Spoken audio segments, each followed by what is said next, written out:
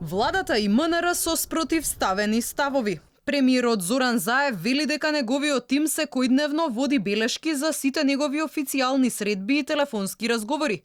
За Димитров пак тоа било практика од минатиот век. Коментирајќи го скандалот со телефонската измама со лажните Порошенко и Столтенберг, шефот на дипломатијата вели дека во 21 век дипломатијата се водела брзо и преку директни врски.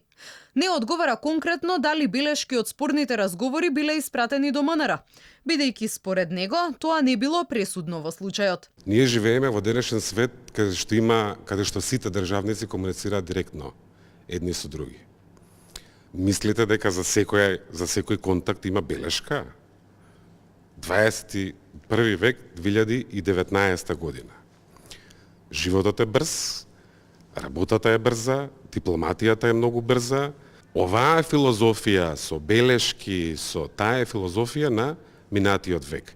Нити сме единствени што биле жртва на ваков напад на лажно представување. Веројатно такви нешта ќе има и во иднина во смисла на обиди. А пред само неколку дена, кога премиерот пред новинарите се правдаше како и зошто наседна на шегата на руските пранкери.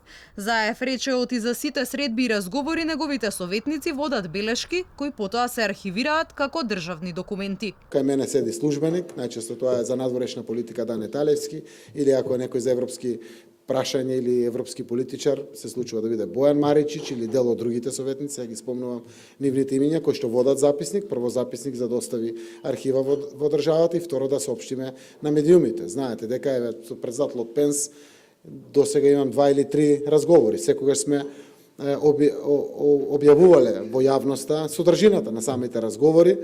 Слично, секако тоа преку записникот кој што се води, се што се разговара внатре, веднаш споделуваме со јавноста и секако останува во архивите на државата. Само ден по скандалот со телефонските разговори во кој Заев оддава државни тајни и споделува броеви на високи светски државници. Тој се пишмани па рече, не постои протокол кој мене ќе ми кажува со кого да зборувам. Значи јас продолжувам со моите директни комуникации со председатели и со премиери, заради тоа што сум непосреден човек. И немам намера, кога следниот пат ќе се јадам на Борисов, на било кој премиер или председател од Европа, од светот, да барам одговор од некој протокол.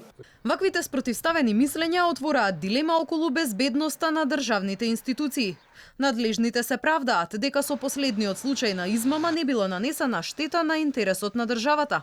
И ветија оти во иднина ќе бидат зајакнати протоколите за безбедни комуникации во владата.